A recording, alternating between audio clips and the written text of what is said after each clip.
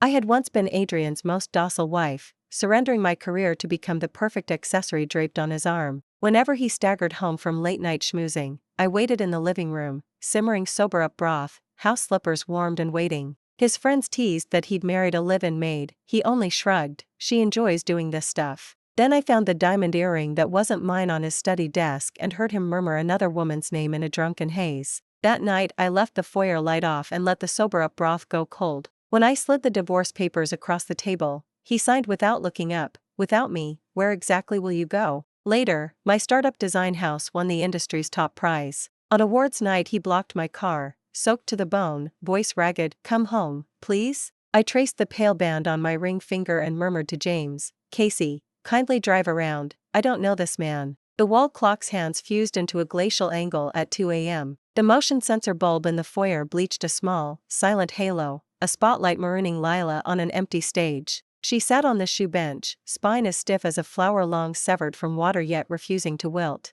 A tumbler, cold for hours, sweated in her grip, droplets skated down the glass, soaking her fingertips in clammy chill. Outside, an engine growled through the rain-slick street, growing louder, then softer, then stopping. The scrape of a key in the lock, metal grinding metal, scraped the hush of the house raw. The door swung in. A draft of premium tobacco, top-shelf liquor, and night-chilled brine rolled over the threshold first. Adrian appeared, rain glittering on his shoulders, suit jacket folded over one arm, tie loosened, shirt collar open in bored entitlement. Weariness clung to him, the kind that comes from knowing every careless detail of his life is instantly, silently mended. His glance brushed the empty shoe cabinet, once the stage for a pair of soft house slippers, skimmed the dark living room, once lit by a tender lamp, and finally landed on Lila inside the ring of cold light. His brows pinched, faintly puzzled, as if a line of code had stalled. "Still up?"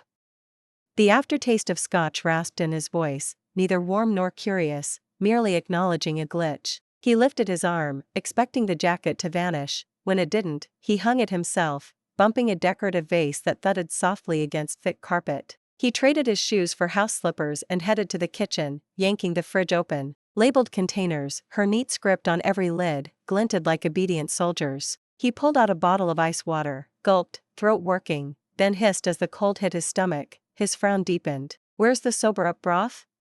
He looked back at her, irritation edging his tone, certain the small enamel pot would be keeping its usual vigil on the stove. Lila lifted her gaze. Under the merciless bulb her skin looked translucent, bruises of fatigue beneath her eyes, yet her pupils were eerily calm, vacant, almost. She said nothing. Slowly she stood, pins and needles stabbed her calves, but she steadied herself and set the tumbler on the shoe cabinet with a soft knock. She crossed to the coffee table in the living room. Only then did Adrian notice the rigid manila folder lying there like a foreign body amid the tasteful decor. She picked it up, walked back, and stopped to stride away. The sugary trace of a woman's perfume, nothing from his cologne wardrobe, wafted from his collar, braided with whiskey, spearing her nostrils. Her fingers curled against the folder's laminate, then extended it. "Adrian," she said, each word a clear chip of ice, "let's get a divorce." His hand froze on his tie mid-yank. For a beat he seemed deaf, or stunned by a joke in poor taste. His brows crashed together, gaze lurching from her frozen face to the block-lettered label,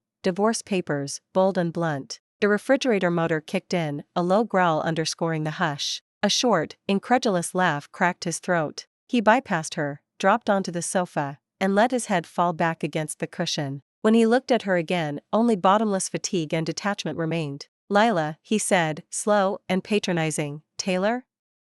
I'm beat." He kneaded his temples, treating the document as a tantrum rather than a verdict.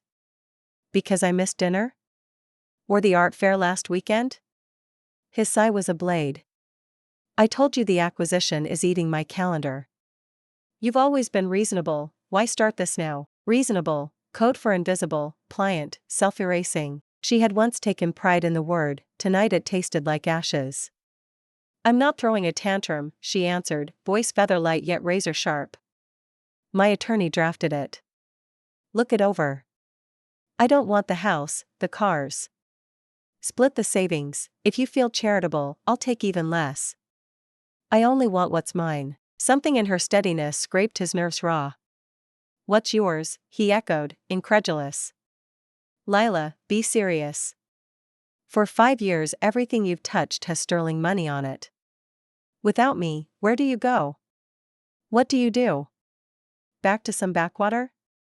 Or a basement studio and a $400 paycheck? Each sentence was a needle soaked in ice, designed to remind her the gilded wires were really iron bars. Pain flared, then numbed, she felt only a hollow wind rushing through her ribs. So this was how he saw her, an ornament that would crack the moment it left its velvet box. The corners of her mouth twitched, not a smile, just skin pulling. That's my problem. She laid the folder on the marble tabletop and slid it toward him. Sign, Adrian. Let. His gaze drilled into her, hunting for tremors, finding none. Fury, hot, obscure, flared. He snapped to his feet, towering, snatched the papers, and flipped to the last page without reading a line. Fine, let? He barked a laugh, eyes bloodshot. Don't come crying later. He fished a fountain pen from his inner pocket, yanked the cap off so hard the clip bent, and slashed his signature across the page, violent, reckless, the ink biting through the fiber. There. He hurled folder and pen down, the pen bounced, bleeding black dots onto the rug. Happy now? He demanded, word by word, as though he could still carve regret into her face. Lila looked at the savage strokes of ink, feeling the last ember inside her collapse into cool, colorless ash. She exhaled, picked up the agreement, verified the signature, then drew an identical copy from her purse, already signed by her, and placed it before him. Keep this copy. I'm moving out tomorrow. She finished speaking, didn't look at him again, turned, and walked toward the bedroom, her back straight, her steps not a hint of hesitant or unsteady. Adrian stayed where he was, listening to the soft click of the master suite door closing. That tiny sound felt like a sledgehammer slamming into his chest. Only he remained in the living room. The huge crystal chandelier spilled bright yet frigid light across the opulence, illuminating the inexplicable emptiness in his heart. He suddenly found the house terrifyingly quiet, not the silence of vacancy, but the lifeless hollowness left after something vital had been sucked away. Impatiently he yanked off his tie and flung it onto the sofa, his gaze drawn once more to the foyer. It was empty now, the motion sensor light had gone dark, leaving only gloom. Usually, no matter how late, a small lamp waited for him like a calm lighthouse on a vast sea. Tonight, none. In the kitchen the stove was cold, no warming tureen sat on it. The air held only the lingering smell of alcohol and tobacco he himself had dragged in. He kicked a tumbler on the floor, the little cold water remaining splashed out and soaked his expensive cashmere socks. The chill shot up from his soles, and he shivered for no reason. The day Lila moved out the sky was overcast, a somber lead gray hanging low. She hadn't called movers, she'd packed only a few suitcases with her pre-marriage belongings, some books, and simple clothes. So little for 5 years of marriage, she'd been like a transient guest, leaving almost no trace. Adrian had purposely come home very late that day. He didn't want to see her resolute expression, nor admit the faint panic fluttering somewhere inside him. He'd gone to his usual club, drunk a lot, caroused with a crowd until deep night, trying to stuff the ever-expanding hollow inside him with noise and liquor. Yet when he finally came home and pushed the door open, that hollowness hadn't disappeared, it had turned into a gaping abyss that swallowed him whole. The house was still the house, priceless Italian furniture, custom Persian rugs, abstract paintings worth a fortune on the walls, all the luxury intact, yet utterly, unmistakably dead. Lila's scent was vanishing fast, the faint note of the gentle fabric softener she favored, the faint green bite from the little potted plants she kept on the sill, the clean warmth on her clothes like sunshine on linen, all gone.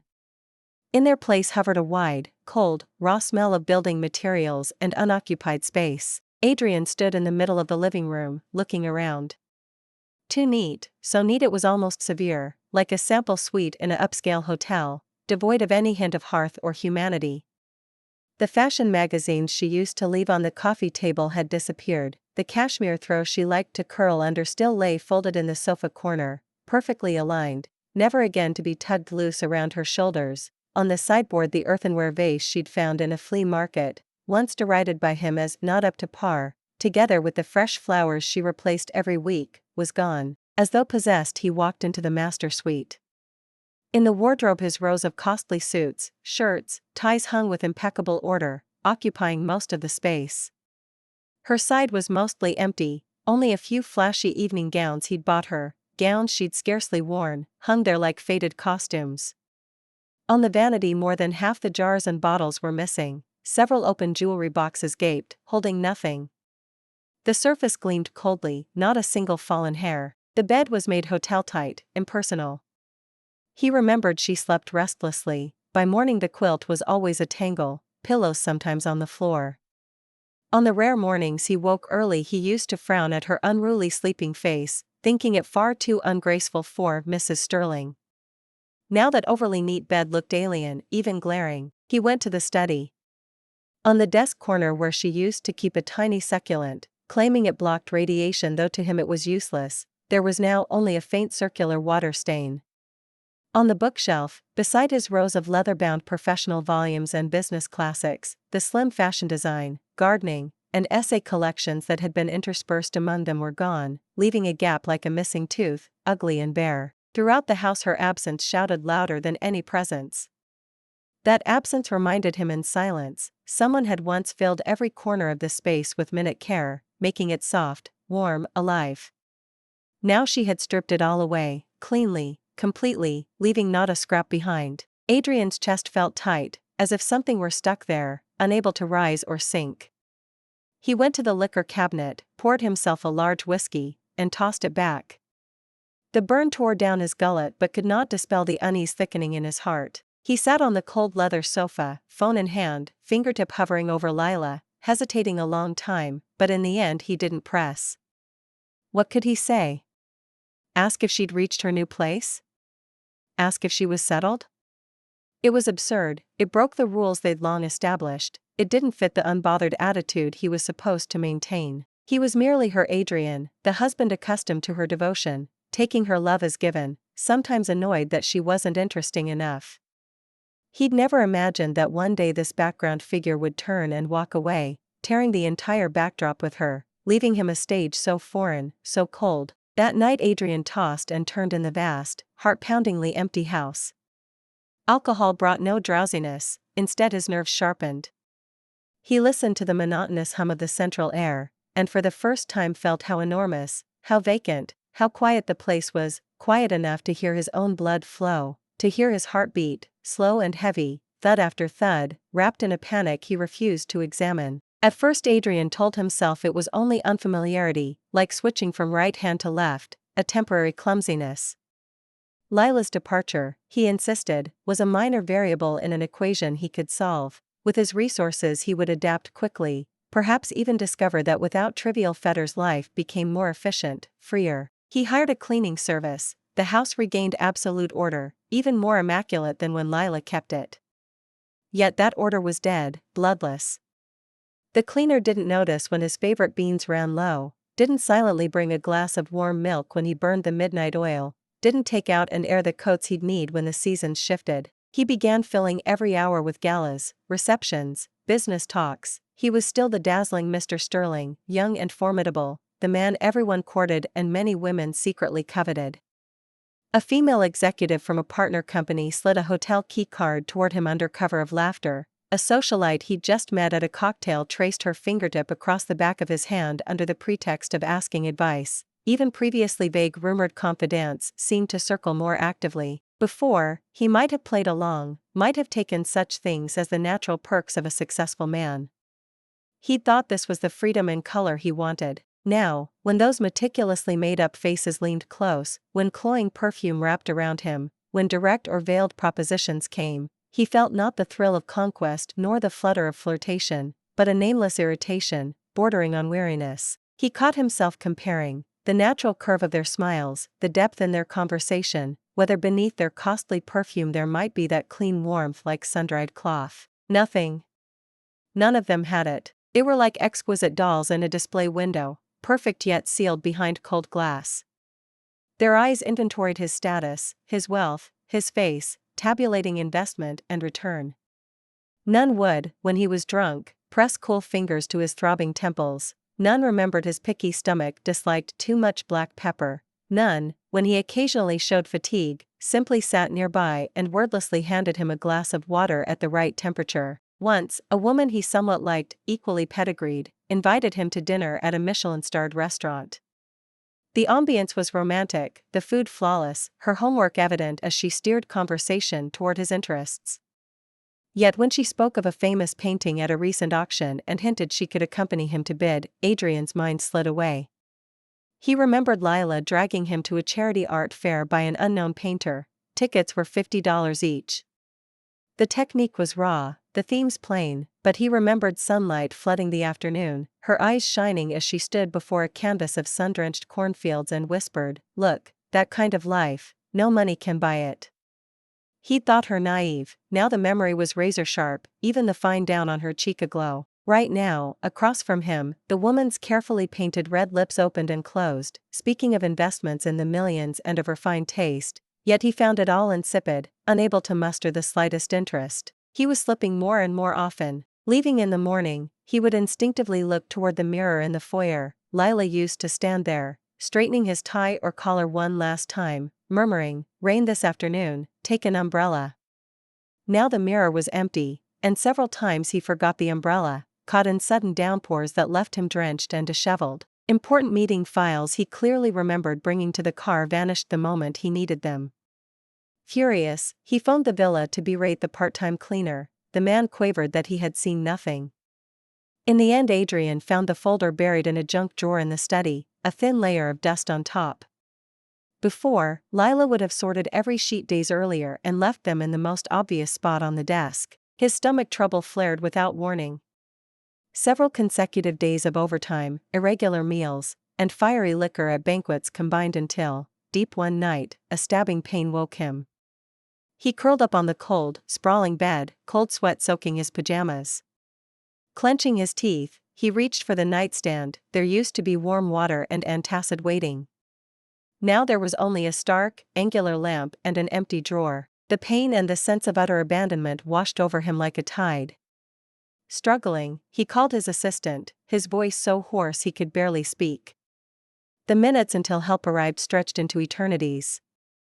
In the darkness he seemed to see that slim figure again, rising without a sound on countless similar nights, replacing the towel on his forehead drenched in sweat, gently feeding him medicine and water warmed to just the right temperature, her palm dry and comforting, radiating steady assurance. The assistant rushed him to the hospital emergency room for drip. In the private ward the only sound was the soft beeping of monitors. Thoughtfully, the assistant bought congee from the upscale restaurant nearby. Taste acceptable, yet as Adrian ate he remembered how, whenever he was sick, Lila would stand guard over the kitchen, simmering a small pot of millet porridge for hours until the grains turned creamy. She added nothing, only the pure fragrance of rice. That one warm bowl would seep into his stomach and even his cold limbs seemed to revive. Propped against the headboard, staring at the white ceiling, for the first time he realized with brutal clarity, what he had lost was not merely a woman named Lila, but an entire way of life that had once fit his bones. That life had been built from countless trivial details he once disdained, the foyer light always left on, sober-up broth kept at the perfect temperature, shirts pressed without a crease, antacid tablets within easy reach, the unspoken knowledge of every tiny habit, the certainty that someone would wait no matter how late he came home, details like air, unnoticeable when present, suffocating when gone. He used to think she did those things out of liking, out of duty, even sneering that her world was pathetically small, revolving only around stove and husband. Now he understood, it was neither liking nor duty, it was love, a love almost clumsy, pouring all of herself, gently wrapping his entire life. And he, with indifference, disdain, and entitlement, had burned that quiet, blazing devotion inch by inch until only cold ash remained. The hollow in his chest widened, cold wind whistling through, carrying belated, piercing remorse. He yanked the 4-needle from the back of his hand, blood spurted, staining the white sheets scarlet. He felt no pain, only the sensation of an invisible fist clutching his heart, twisting, crushing, until he could scarcely breathe. The assistant frantically summoned nurses. Amid the commotion Adrian simply stared at the heavy night outside the window, and for the first time he knew without doubt, he regretted. He wanted her back. Wanted to reclaim the warmth he had tossed aside like dust. After discharge Adrian began trying to contact Lila. He dialed her old number first, disconnected, as expected. He recalled her saying she would change every means of contact when she moved out. He pulled some strings, eventually tracing her new address, an aging but quiet complex near a budding creative park, hardly upscale. He drove over and waited downstairs for hours until he saw her emerge, hugging a stack of thick sketches and several bolts of fabric, laughing with a casually dressed young woman. She had cut her hair, sharp collarbone bob that emphasized her graceful neck. Simple white shirt, jeans, canvas shoes, face bare, yet she gleamed with a relaxed vitality he had never seen on her. She smiled, eyes curving into crescents, discussing fabric textures with her friend, voice bright, step light. Adrian sat behind the wheel, fingers tightening. He nearly shoved the door open, but that unshadowed smile struck him like a spotlight, exposing him to himself, and shame held him back. He watched her walk away, back straight, not a trace of the woman once known as Mrs. Sterling, not a wisp of gloom. Further inquiries revealed she had registered a small studio, taking custom clothing and private design jobs, tiny scale, few clients, barely scraping by. When he learned this, an ignoble relief flashed through him. See, without me she struggles. Maybe after a few knocks she'll realize where home really is. That thought anchored him, restraining the urge to rush over and beg forgiveness. He told himself to be patient, to wait for the right moment, when her studio folded, when she hit a wall, then he would appear, offer help, and everything would fall into place. Like a beast lurking in shadow, restless yet burning with warped anticipation, he spied on her life. Through an intermediary he placed an anonymous order of moderate size, specifying she must design it herself. He needed to know what she was creating, to slip back into her orbit unnoticed. The commission went smoothly. The client, his proxy, reported the design uniquely inspired, far exceeding expectations. Adrian studied the photos of the sketches, wedding attire for an outdoor ceremony, clean lines breathing naturalism, ingenious details. He remembered Lila had majored in fashion and even won awards. After marriage he had muttered, designing clothes, no future, exhausting and unstable, and she had never mentioned it again, silently shelving her drawings and dreams. Now those long-buried talents broke ground, dazzling, and nothing connected them to him. His chest constricted. Days slipped by, the studio did not collapse. Instead it slowly gained traction. Her name began surfacing at small creative fairs and collective showcases for indie designers. She grew busier, radiant. The formerly docile, timid Mrs. Sterling faded like a sepia photograph, replaced by Lila, independent designer, confident, focused, putting down new roots in her own field. Adrian's patience eroded, anxiety and dread mounting. Scraps of information about her dwindled. She was racing out of the orbit he had drawn for her, into an alien realm beyond his command. He could wait no longer. He obtained the exact loft number of her studio, chose an afternoon with care, and drove over carrying a bouquet of white tulips, once her favorite. He had given them on their first anniversary. She had glowed for days, though he never bothered again. The studio occupied a converted factory in a creative park, loft style, its plain wood sign reading One Design. The door stood open, muted conversation and soft music drifted out. He adjusted his suit jacket, drew a long breath, and stepped inside. Sunlight flooded the interior. In the high-ceilinged space, fabrics, dress forms, and sketches lay in purposeful disorder. Lila, back toward the door, stood on tiptoe trying to wrestle a heavy roll of wool onto a high shelf. She wore a paint-stained work apron, sleeves pushed to the elbows, arms slim yet strong. Across the room another young girl bent over a sewing machine. "Need a hand?" a low male voice asked. Both Lila and the girl turned. The instant she saw him, Lila's expression froze. Not delight, not shock, not even anger or resentment, just utter, unfamiliar calm, the way one might glance at a stranger who had wandered in, or at a piece of furniture in the way. She lifted an eyebrow slightly, then went back to her task, saying to the girl, "Rowan, pass me the ladder, Quinn." Rowan gave Adrian a curious look, then fetched a small folding stepladder. Adrian stood frozen, flowers in hand. He had rehearsed every reaction, sharp words, tearful eyes, hesitant turmoil, never this indifference, as if he, and the 5-year marriage they had shared, had never left the faintest echo in her life. "Lila." His throat was dry. He stepped forward. Lila had already climbed the ladder in one fluid motion, slid the bolt of fabric onto the shelf, and come back down carefully. She dusted her hands, then finally turned to face him. Her gaze was calm, almost indifferent, flicking over the flowers in his grip without lingering. "Mr. Sterling, is there something you need?" Her tone was polite, distant, as though addressing a stranger who had wandered in for the first time. Those 3 syllables, "Mr. Sterling," felt like 3 icicles stabbing straight into Adrian's eardrums. He crushed the bouquet tighter, the cellophane crackling. I came to see you."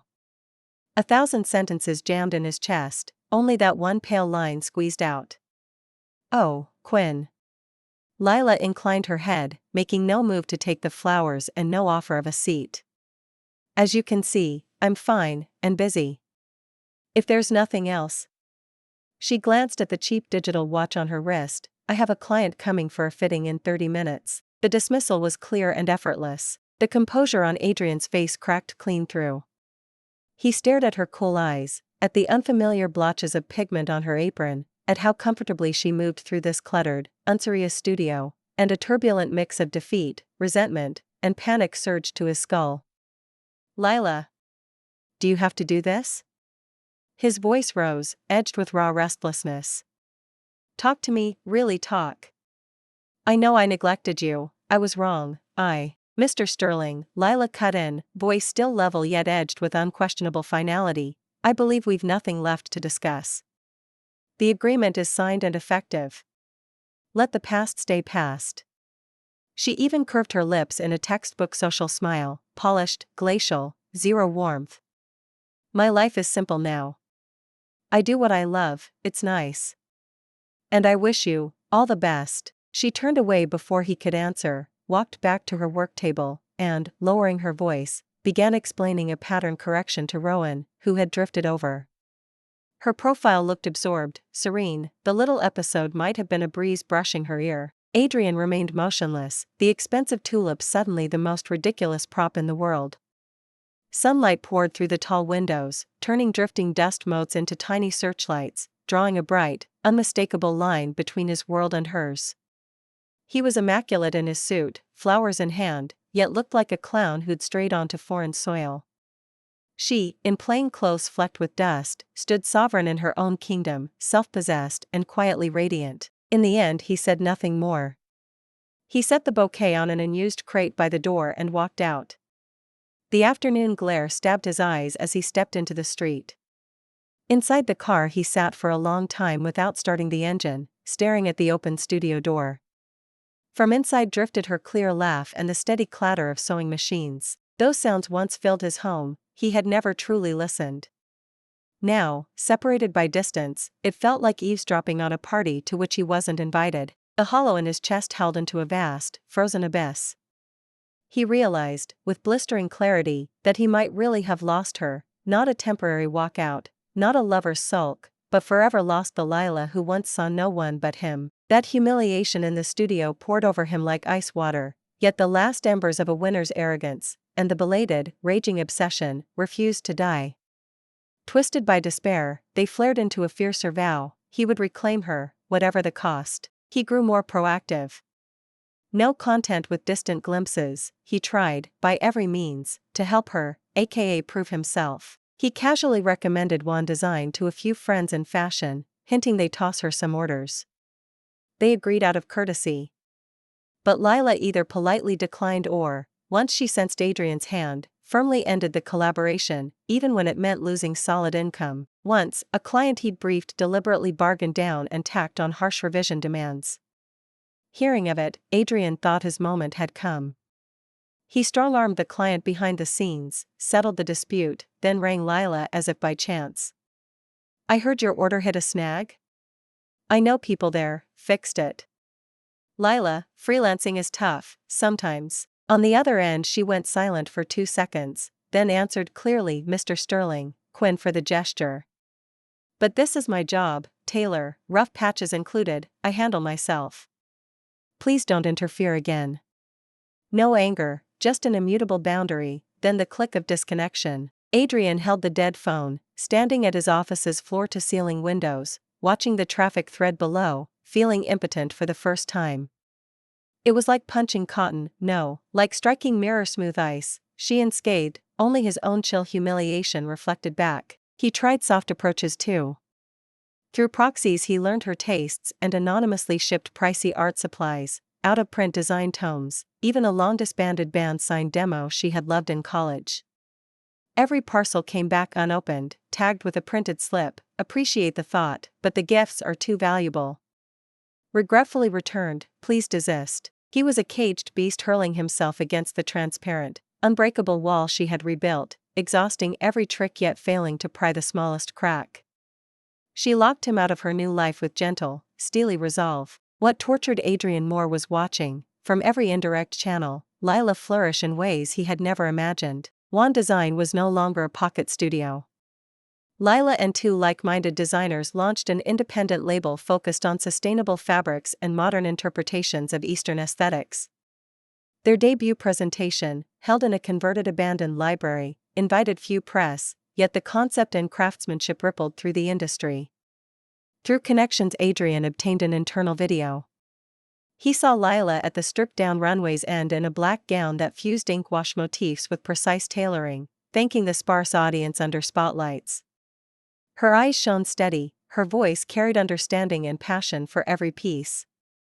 This was no Lila he remembered, it was a luminous stranger forged of strength and beauty. The clip's final frame, a small after-party.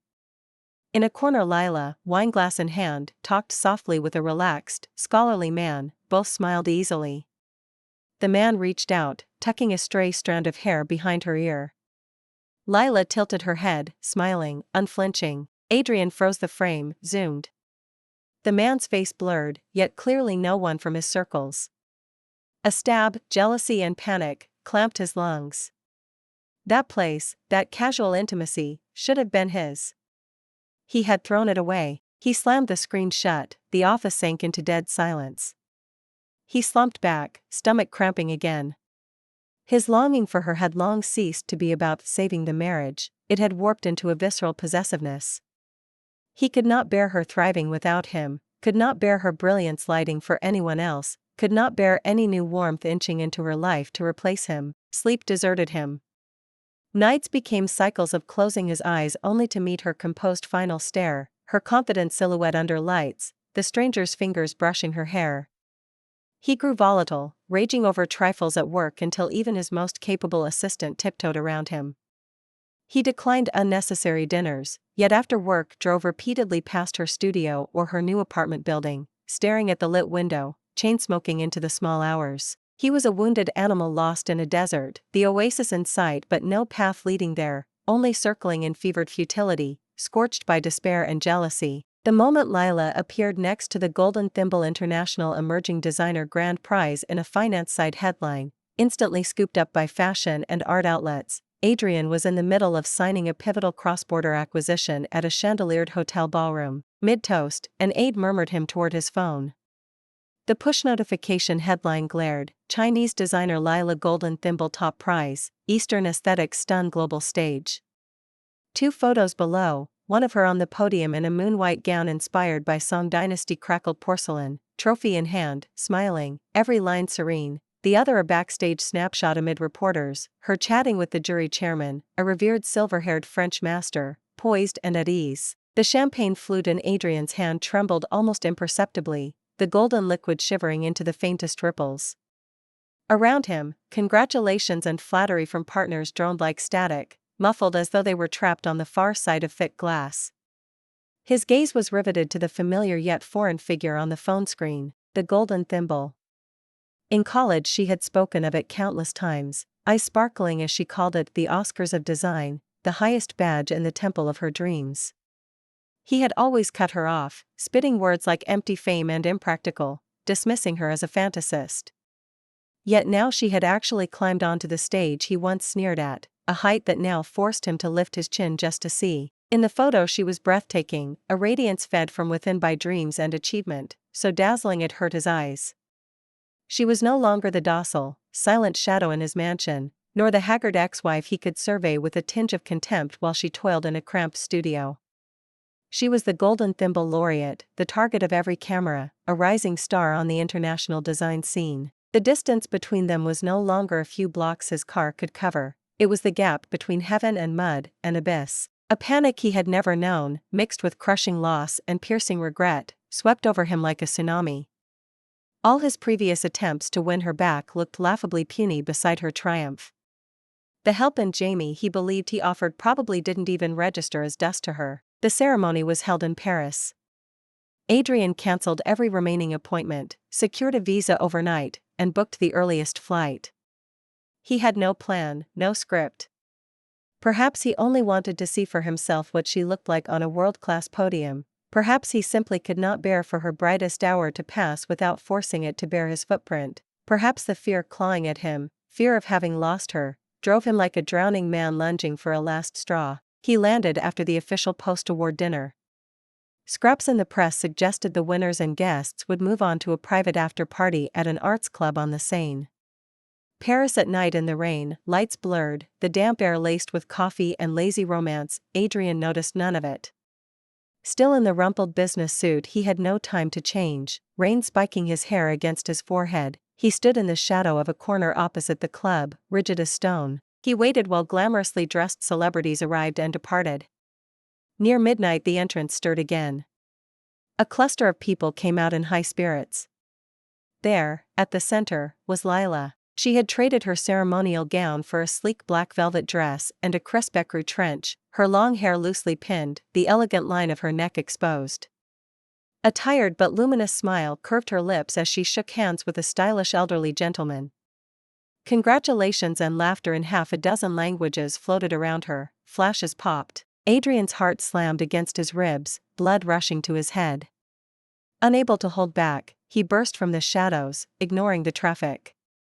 Brakes screeched, a taxi swerved past him as the driver leaned out to curse in French.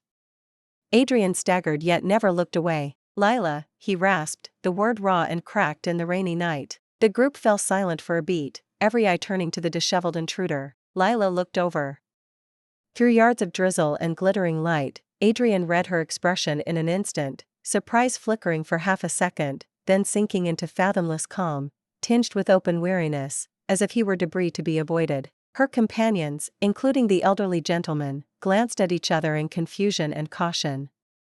An assistant-like young woman stepped up to shield her. Ignoring them, Adrian closed the distance in a few strides, rain streaming from his soaked hair over his clenched face. Words backed up behind his teeth, apologies, confessions, the corrosive longing and remorse of these past months, a plea to start again. But meeting those calm eyes that regarded him like a stranger, every syllable jammed into a searing lump, choking him. In the end only a cracked whisper came out, Lila. I. Come, home. It was low, hoarse from the long flight and the night's chill, quavering with an entreaty he himself barely recognized. He stared at her, pain and desperate hope thick in his gaze, like a dying man fixed on the last faint light. Lila regarded him in silence, perhaps 2 or 3 seconds, though it stretched until he could hear his own thundering pulse, the patter of rain, the mournful exhale of the Seine. Then, with the faintest tilt of her head, she spared him not another instant, as though he were merely clutter in the street. To the white-gloved chauffeur waiting beside her she said in clear, even tones, "Casey, kindly tell this gentleman I don't know him." French. Fluent, standard, wrapped in the effortless elegance of Parisian society. She gave a small nod, murmured something to the concerned gentleman, and turned away, her assistant at her side, toward the black sedan already purring at the curb. James held the rear door open, palms shielding the roof. The entire exchange was fluid, unruffled. No anger, no reproach, not a flicker of acknowledgement. She had redrawn the border with surgical neatness, his existence equaled roadside puddles, drizzle, trash, something to be driven around. Adrian froze, as though every ounce of strength and color had been suctioned from him. The world dissolved into a buzzing white void, and only her composed "I don't know this gentleman" detonated again and again inside his skull, each word an ice-forged blade, flaying him. He watched the car glide into Paris's misty night, twin crimson taillights painting 2 resolute streaks on the wet pavement, vanishing around a corner. Cold rain pummeled his head, his face, his body, soaking the expensive fabric, yet the chill was nothing beside the frozen wasteland yawning inside him.